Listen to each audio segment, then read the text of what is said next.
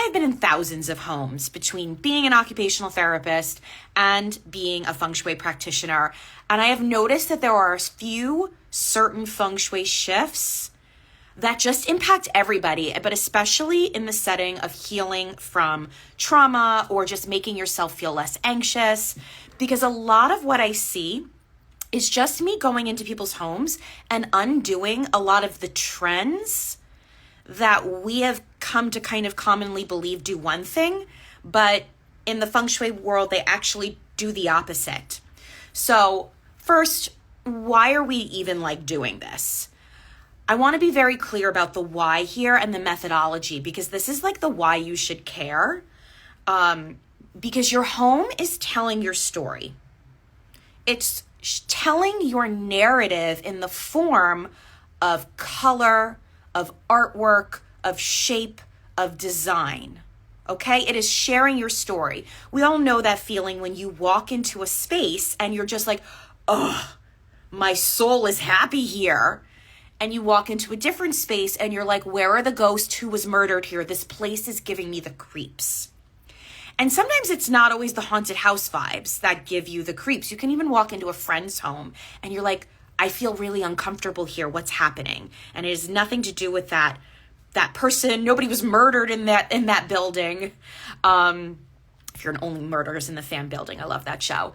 But you can walk into any space, no matter how beautifully designed it is, and still get the icks, because you are reacting to space via your nervous system. Your whole home is basically is how we design our homes. We are creating a space that either our nervous system is going to thrive, it's going to help us heal, it's going to help us come back into that sense of deeper resilience and help us calm our nervous system when we get kind of dysregulated, which happens, it's life, or it's not.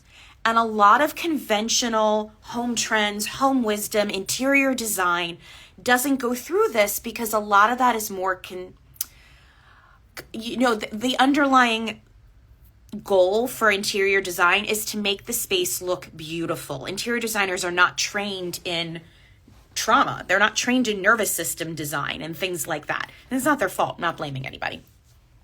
So the reason we do this is so you can actually cultivate a space that is actually going to be helpful, healing, help you step back out of that sense of anxiety and overwhelm, help you come back into your body if you're someone who disassociates from trauma. But you have to know first what the story of your home is sharing. What is the narrative that is happening in your home? And that's what I'm going to walk you through in this next masterclass, how to actually determine what the overall narrative is in your space, and then giving you my 3 most impactful ways and walking you through them. My 3 most impactful ways that I've seen over the years that actually helps change the narrative of your home. And I'll give you what they are right now. I'm not going to gatekeep them. It's artwork, it's color, and it's your to-do list. But I'm going to walk you through, again, in the workshop, how we actually utilize those. Because the narrative of your home is coming from your subconscious mind. We walk into a space and we immediately start, let's say you walked into a brand new home right now, we immediately start kind of designing it in our minds, right? But a lot of us, because we feel really disconnected from ourselves, we feel because we don't have the good eye, we don't have an interior design green thumb, that we can't design that space. And this is where I find a lot of times it runs off the rails for folks, because they deny what they actually think they need in favor of whatever is trendy. So, case in point, I have a story for everything if you've been here for a while. When I first moved into my condo, I was not a Feng Shui practitioner. I was just barely beginning my healing journey. So I knew none of this, y'all. I knew nothing. And I went for all the trends. So at that time, gray was still kind of choking millennials. So my home was all white and all gray. And actually, I had been gifted by my mother-in-law a couple hours with an interior designer, and she was pushing white and gray. She was just pushing trendy things. And I caved on a lot of things because I didn't trust myself enough to say, I don't know if I want that much white and gray. I was too consumed with what my home would end up looking like and wanting it to look perfect so other people could tell me how amazing my home was. I was not thinking about what I truly needed from space because I didn't have these skills yet. So my home is all white and all gray. Fast forward a few years, I am in the pits. I am like the pits of the healing journey. I am completely, I have shed everything and I'm starting to build back up, and it's a really, really rough, raw time. And I start doing Feng Shui for myself. And before I knew it, I realized that actually an all white, all gray home, or something of the combination, when you have too much metal energy in your home, those colors are linked to the element of metal in Feng Shui. When you have too much metal energy in your home, it actually can create more perfectionism, more stress, more anxiety in your body, because my home was completely out of balance with my elements. If you're a Feng Shui fanatic or fan at all, you know we talk a lot about balancing energies and the 5 elements themselves.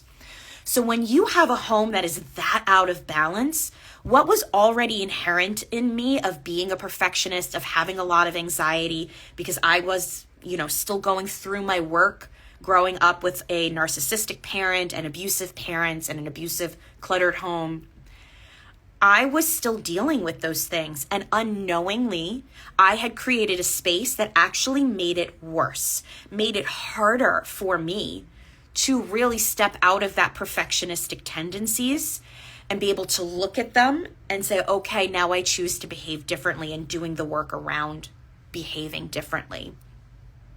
So it was actually my home, by shifting a lot of the energy and when I say energy, I shifted the colors, which radically shifted the narrative and the energy of my home. I was able to shift out of perfectionism and really pull those behaviors, those mindsets out of my life, out of my body, calming my inner critic finally. I had a really nasty inner critic that my husband lovingly dubbed the id, because it was really nasty.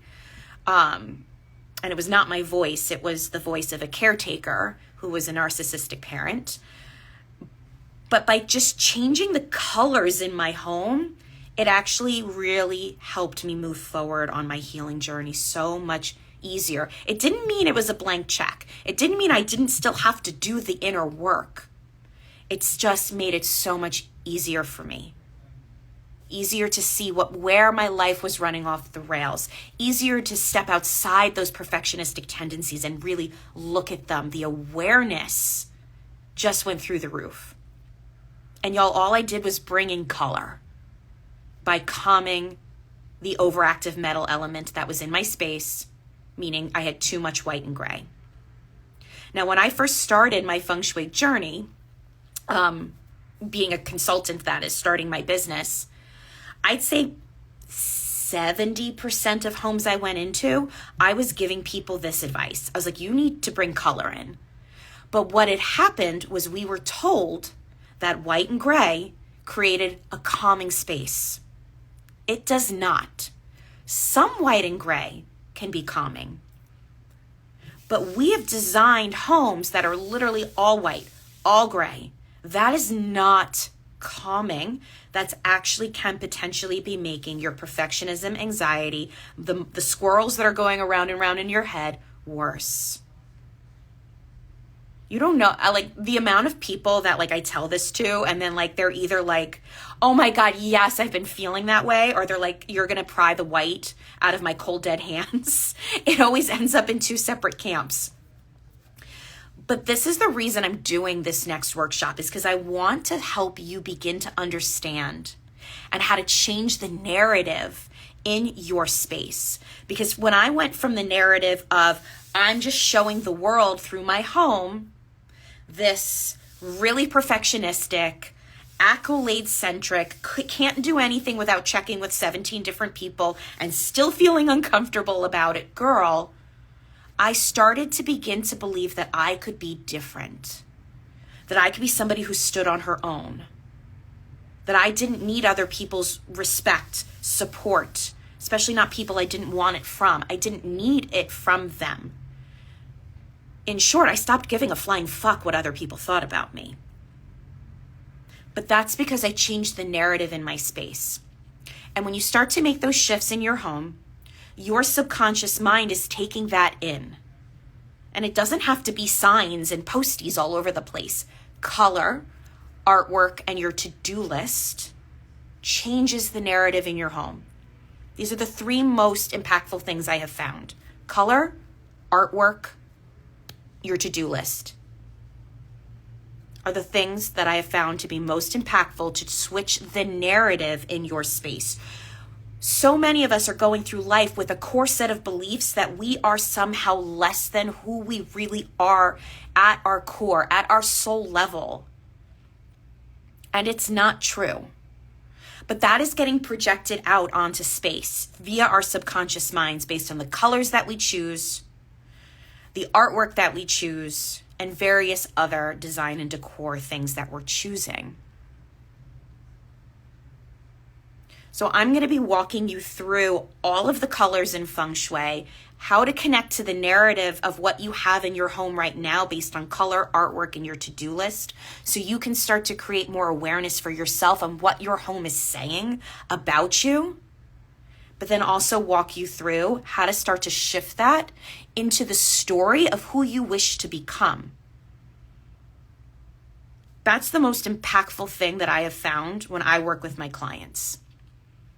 It's never about you put the plant in this corner and I need you to go find the biggest crystal you can possibly find. You can have those things.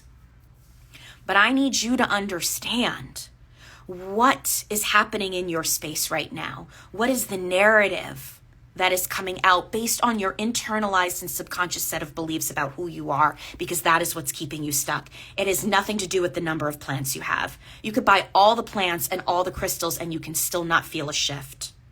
Trust me, I've been there. I tried all the things. I spent all the money. And I still felt nothing.